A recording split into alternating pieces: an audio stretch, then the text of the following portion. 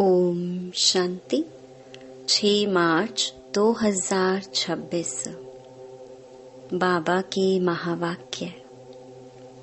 मीठे बच्चे, सच्चे सैल्वेशन आर्मी बन सबको इस पाप की दुनिया से पुण्य की दुनिया में ले चलना है। सबके डूबे हुए बेड़े को पार लगाना है। प्रश्न: कौन सा निश्चय हरेक बच्चे की बुद्धि में नंबरवार बैठता है? उत्तर: पतित पावन हमारा मोस्ट बिलवेड बाबा हमें स्वर्ग का वर्षा दे रहा है। यह निश्चय हरेक की बुद्धि में नंबरवार बैठता है। अगर पूरा निश्चय किसी को हो भी जाए तो माया सामने खड़ी है। बाप को भूल जाते हैं, फेल हो पड़ते हैं। जिन्हें निश्चय बैठ जाता है वह पावन बनने के पुरुषार्थ में लग जाते हैं। बुद्धि में रहता है अब तो घर जाना है। ओम शांति। मीठे मीठे सिकिलधे बच्चों प्रति गुड मॉर्निंग। बच्चे यह तो जानते हैं कि सतयुग में सदैव good morning, good day, good everything, good night सब गुड ही गुड है। यहाँ तो ना गुड मॉर्निंग है ना गुड नाइट है। सबसे बुरी है नाइट। तो सबसे अच्छा क्या है? सवेरा, जिसको अमृत वेला कहा जाता है। तुम्हारा हर समय गुड ही गुड है। बच्चे जानते हैं कि इस समय हम योग योगेश्वर और योग योगेश्वरियां हैं। ईश्वर जो तुम्हारा बाप है वह आकर योग सिखलाते हैं, अर्थात तुम बच्चों का एक ईश्वर के साथ योग है। तुम बच्चों को योगेश्वर के बाद ज्ञान ज्ञानेश्वर बाप का पता पड़ा है। योग लगा फिर बाप तुमको सारे चक्कर की नॉलेज समझाते हैं, जिससे तुम भी ज्ञान ज्ञानेश्वर बनते हो। ईश्वर बाप बच्चों को आकर ज्ञान और योग सिखलाते हैं। कौन सा ईश्वर? निराकार बाप। अब बुद्धि से काम लो। गुरु लोगों की तो बहुत मत है। कोई कहेंगे श्री कृष्ण से योग लगाओ, फिर उनका चित्र भी देंगे। कोई साईं बाबा, कोई महर्षि बाबा, कोई मुसलमान का, कोई पारसी का, सबको बाबा बाबा कहते रहते हैं। कहेंगे सब भगवान ही भगवान है। अब तुम जानते हो मनुष्य भगवान हो नहीं सकता। इन लक्ष्मी नारायण को भी भगवान भगवती नहीं कह सकते। भगवान तो एक निराकार है। वह तुम सब आत्माओं का बाप है। उनको कहा जाता है शिव बाबा। तुम ही जन्म जन्मांतर सत्संग करते आए।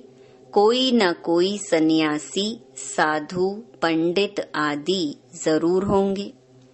लोग जानते हैं कि यह हमारा गुरु है। हमको कथा सुना रहे हैं। सतयुग में कथाएं आदि होती नहीं। बाप बैठ समझाते हैं।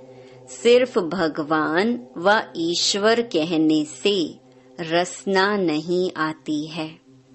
वह बाप है तो बाबा कहने से संबंध स्नेह पूर्ण हो जाता है। तुम जानते हो हम बाबा मम्मा के बच्चे बने हैं, जिससे हमको स्वर्ग के सुख मिलते हैं। ऐसा कोई भी सत्संग नहीं होगा जो समझते हो कि हम इस सत्संग से मनुष्य से देवता व नरकवासी से स्वर्गवासी बनते हैं। अभी तुम्हारा सत बाप के साथ संग है और सबका असत्य के साथ संग कहा जाता है। गाया भी जाता है, सत्संग तारे जिस्मानी संग बोरे। बाप कहते हैं आत्म अभिमानी देही अभिमानी बनो। मैं तुम बच्चों आत्माओं को सिखाता हूँ। यह रूहानी नॉलेज रूहों प्रति सुप्रीम रूह आकर देते हैं। बाकी सब है भक्ति मार्ग, वह कोई ज्ञान मार्ग नहीं है। बाप कहते हैं मैं सब वेदों शास्त्रों को, सृष्टि के आदि मध्य अंत को जानने वाला हूँ। अथॉरिटी मैं हूँ, वह है भक्ति मार्ग की अथॉरिटी। बहुत शास्त्र आदि पढ़ते हैं तो उनको कहते हैं शास्त्रों की अथॉरिटी। तुमको बाप सच आकर सुनाते हैं। अभी तुम जानते हो सत का संग तारे, झूठ का संग डुबोए। अब बाप तुम बच्चों द्वारा भारत को सैल्वेज कर रहे हैं। तुम हो रूहानी सैल्वेशन आर्मी। सैल्वेज करते हैं। बाप कहते हैं कि भारत जो स्वर्ग था वह अब नरक बना हुआ है, डूबा हुआ है। बाकी कोई ऐसा सागर के नीचे नहीं है। तुम सतो प्रधान से तमो प्रधान बने हो। सतयुग त्रेता है सतो प्रधान। यह बड़ा स्टीमर है, तुम स्टीमर में बैठे हो। यह पाप की नगरी है क्योंकि सब पाप आत्माएं हैं। वास्तव में गुरु एक है, उनको कोई जानते नहीं है। हमेशा कहते हैं ओ गॉड फादर। ऐसे नहीं कहते गॉड फादर कम प्रिसेप्टर, नहीं, सिर्फ फादर कहते हैं। वह पतित पावन है तो गुरु भी हो गया। सर्व का पतित पावन सदगति दाता एक है। इस पतित दुनिया में कोई भी मनुष्य सदगति दाता व पतित पावन हो नहीं सकता। बाप कहते हैं कितनी एडल्ट्रेशन करप्शन है। अब मुझे कन्याओं माताओं के द्वारा सबका उद्धार करना है। तुम सब ब्रह्मा कुमार कुमारियां भाई बहन हो गए, नहीं तो डाडे का वर्षा कैसे मिले। डाडे से वर्षा मिलता है 21 पीढ़ी अर्थात स्वर्ग की राजाई। कमाई कितनी बड़ी है। यह है सच्ची कमाई सच्चे बाप द्वारा। बाप बाप भी है, शिक्षक भी है, सतगुरु भी है, प्रैक्टिकल में करके दिखाने वाला है। ऐसे नहीं कि गुरु मर गया तो चेले को गद्दी मिले। वह है जिस्मानी गुरु, यह है रूहानी गुरु। अच्छी रीति इस बात को समझना है। यह बिल्कुल नई बातें हैं। तुम जानते हो हमको कोई मनुष्य नहीं पढ़ाता है। हमको शिव बाबा ज्ञान का सागर पतित पावन इस शरीर द्वारा पढ़ाते हैं। तुम्हारी बुद्धि शिव बाबा तरफ है। उन सत्संगों में मनुष्य तरफ बुद्धि जाएगी। वह सब है भक्ति मार्ग। अब तुम गाते हो, तुम मात पिता, हम बालक तेरे। यह तो एक है ना। परंतु बाबा कहते हैं कि मैं कैसे आकर तुमको अपना बनाऊं। मैं तुम्हारा पिता हूँ, मैं इनके तन का आधार लेता हूँ। तो यह ब्रह्मा हमारी स्त्री भी है तो बच्चा भी है। इन द्वारा शिव बाबा बच्चों को एडॉप्ट करते हैं तो यह बड़ी मम्मा हो गई। इनकी कोई माँ नहीं है। सरस्वती को जगदम्बा कहा जाता है। उनको तुम्हारी संभाल करने के लिए मुकर्रर किया। सरस्वती ज्ञान ज्ञानेश्वरी, यह है छोटी मम्मा। यह बड़ी गुहिया बातें हैं। तुम अभी यह गुहिया पढ़ाई पढ़ रहे हो। तुम्हें विद रिस्पेक्ट पास होना है। यह लक्ष्मी नारायण विद रिस्पेक्ट पास हुए हैं। उन्हों को सबसे बड़ी स्कॉलरशिप मिली है। कोई सजा खानी नहीं पड़ी। बाप कहते हैं जितना हो सके याद करो। इसको भारत का प्राचीन योग कहा जाता है। बाप कहते हैं तुमको सभी वेदों शास्त्रों का सार सुनाता हूँ। मैंने तुमको राजयोग सिखाया जिससे तुमने प्रारब्ध पाई। फिर ज्ञान खलास हो गया। फिर परंपरा कैसे चल सकता। वहाँ कोई शास्त्र आदि होते नहीं और धर्म वाले इस्लामी बौद्धि आदि जो हैं उनका ज्ञान गुम नहीं होता। उन्हों का परंपरा चलता है, सबको मालूम है। परंतु बाप कहते हैं कि मैं तुमको जो ज्ञान सुनाता हूँ वह कोई नहीं जानते। भारत दुखी बन जाता है, उनको आकर सदा सुखी बनाता हूँ। बाप कहते हैं मैं साधारण तन में बैठा हूँ। तुम्हारा बुद्धि योग बाप के साथ रहे। आत्माओं का बाप है परम पिता परमात्मा। सर्व बच्चों का वह बाप है। उनके सब बच्चे ठहरे ना। सब आत्माएं इस समय पतित हैं। बाप कहते हैं मैं प्रैक्टिकल में आया हूँ। विनाश सामने खड़ा है। जानते हो आग लगेगी, सबके शरीर खत्म हो जाएंगे। सब आत्माओं को जाना है वापस घर। ऐसे नहीं कि ब्रह्म में लीन हो जाएंगे व ज्योति में समा जाएंगे। ब्रह्म समाजी फिर ज्योति जगाते हैं, उनको ब्रह्म मंदिर कह देते हैं। वास्तव में है ब्रह्म मह तत्व जहाँ सब आत्माएं रहती हैं। हमारा पहले मंदिर वह है।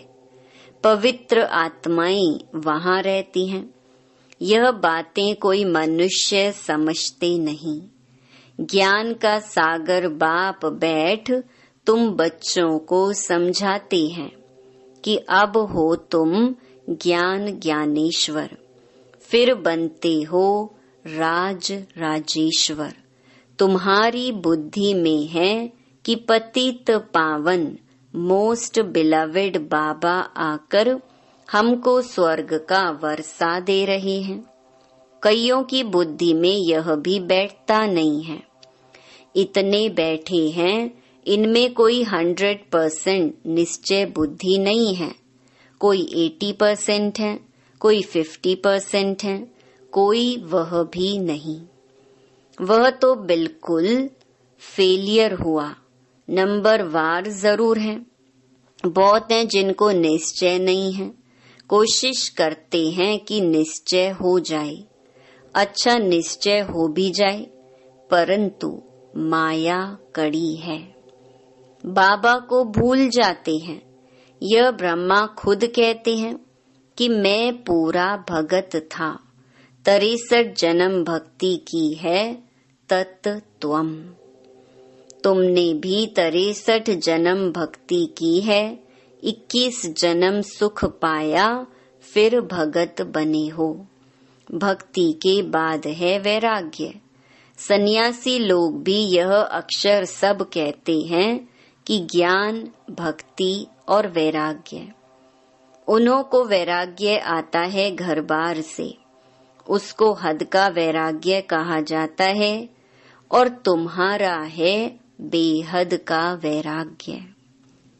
सन्यासी घर बार छोड़ जंगल में चले जाते थे, अब तो कोई जंगल में है ही नहीं, सब कुटियाएं खाली पड़ी हैं, क्योंकि पहले सतो प्रधान थे, अब वह तमो प्रधान हो गए हैं। अब उन्हों में कोई ताकत नहीं है। लक्ष्मी नारायण की राजधानी में जो ताकत थी, वह पुनर्जन्म लेते लेते अब देखो वे कहाँ आकर पहुँचे हैं। कुछ भी ताकत नहीं है। यहाँ की गवर्नमेंट भी कहती है हम धर्म को नहीं मानते, धर्म में ही बहुत नुकसान है, लड़ते झगड़ते कॉन्फ्रेंस करते रहते कि सभी धर्म वाले एक मत हो जाएं। लेकिन पूछो एक कैसे हो सकेंगे? अभी तो सब वापस जाने वाले हैं। बाबा आया है, यह दुनिया अब कब्रिस्तान बननी है। बाकी यह तो वैरायटी झाड़ है, सो एक कैसे होगा कुछ भी समझते नहीं। भारत में एक धर्म था, उनको कहा जाता अद्वैत मत वाले देवताएं। द्वैत माना दैत्य। बाबा कहते तुम्हारा यह धर्म बहुत सुख देने वाला है। तुम जानते हो कि पुनर्जन्म ले हमको फिर 84 जन्म भोगने हैं। निश्चय हो कि हमने ही 84 जन्म भोगे हैं। हमको ही जाना है और फिर आना है। भारतवासियों को ही समझाते हैं कि तुमने 84 जन्म पूरे किए हैं। अब तुम्हारा यह बहुत जन्मों के अंत का जन्म है। सिर्फ एक को नहीं कहते, पांडव सेना को समझाते हैं कि तुम पंडे हो, तुम रूहानी यात्रा सिखलाते हो, इसीलिए पांडव सेना कहा जाता है। राज्य अब न कौरवों का न पांडवों का है, वह भी प्रजा तुम भी प्रजा हो। कहते हैं कौरव पांडव भाई भाई। पांडवों की तरफ है परम पिता परमात्मा। बाप ही आकर माया पर जीत पहनना सिखलाते हैं। तुम आदि सनातन देवी देवता धर्म वाले अहिंसक हो। अहिंसा परमो धर्म। मुख्य बात है काम कटारी नहीं चलाना है। भारतवासी समझते हैं कि गऊ का कोस न करना यही अहिंसा है, परंतु बाबा कहते हैं काम कटारी नहीं चलाओ। इनको ही बड़ेते बड़ी हिंसा कहा जाता है। सतयुग में न काम कटारी न लड़ाई झगड़ा चलता है, यहाँ तो दोनों हैं। काम कटारी ही आदि मध्य अंत दुख देती है। तुम सीढ़ी उतरते हो, 84 जन्म तुम भारतवासियों ने लिए हैं। इन लक्ष्मी नारायण का राज्य था, फिर पुनर्जन्म लेते हो। एक एक जन्म एक एक पौड़ी है, यहाँ से तुम एकदम जंप मारते हो ऊपर। 84 पौड़ियाँ उतरने में तुमको 5000 वर्ष लगते हैं, और यहाँ से फिर तुम सेकंड में चढ़ जाते हो। सेकंड में जीवन मुक्ति कौन देता? बाप। अब सब एकदम पट में पड़े हैं। अब बाप कहते हैं सिर्फ मुझे याद करो, यह बुद्धि में याद रखना है। अब नाटक पूरा हुआ, हमको वापस घर जाना है। हमको अपने बाप को और घर को याद करना है। पहले बाबा को याद करो, वह ही तुमको घर का रास्ता बताते हैं। बाप की याद से विकर्म विनाश होंगे। ब्रह्म को याद करने से एक भी पाप कटेंगे नहीं। पतित पावन परमात्मा ही हैं। वह कैसे पावन बनाते हैं, यह दुनिया में कोई समझ नहीं सकते। बाप को आकर स्वर्ग की स्थापना जरूर करनी है। बाप आया है तो तुम बच्चे जयंती मनाते हो।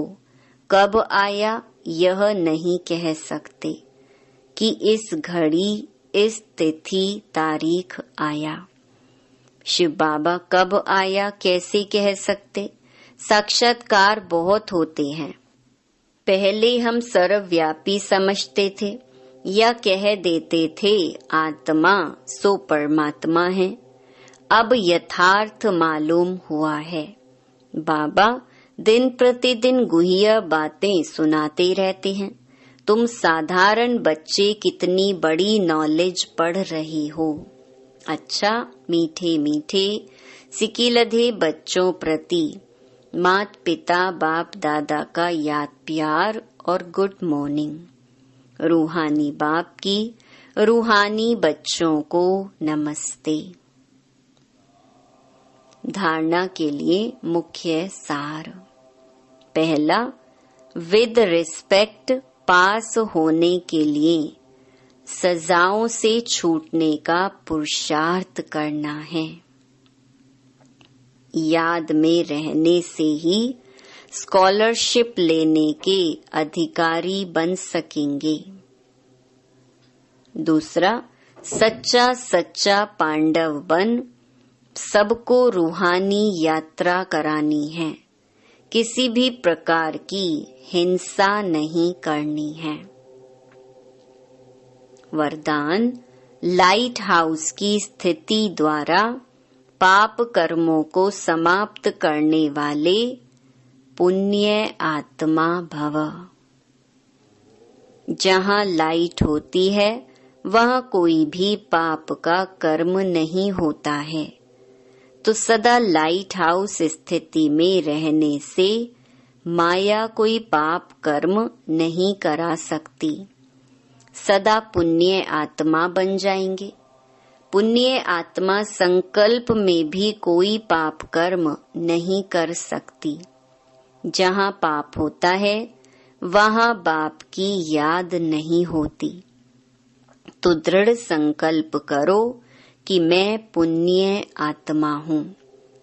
पाप मेरे सामने आ नहीं सकता। स्वप्न व संकल्प में भी पाप को आने ना दो। स्लोगन, जो हर दृश्य को साक्षी होकर देखते हैं वही सदा हर्षित रहते हैं। ये अव्यक्त इशारे निश्चय के फाउंडेशन को मजबूत कर सदा निर्भय और निश्चिंत रहो। निश्चय बुद्धि बच्चे सदा हर्षित और निश्चिंत रहते हैं। चिंता खुशी को खत्म करती है और निश्चिंत हैं तो सदा खुशी रहेगी। जब किसी भी बात में क्यों हुआ, कैसे हुआ, क्या होगा, यह प्रश्न आते हैं तब चिंता होती है। क्या, क्यों, कैसे, ये चिंता की लहर है। कई फिर कहते हैं कि मेरे से ही क्यों होता है, मेरे पीछे ये बंधन क्यों है, मेरे पीछे माया क्यों आती है, मेरा ही हिसाब किताब कड़ा है, क्यों? तो क्यों आना माना चिंता की लहर। जो इन चिंताओं से परे है वही निश्चिंत है। अच्छा, ओम शांति।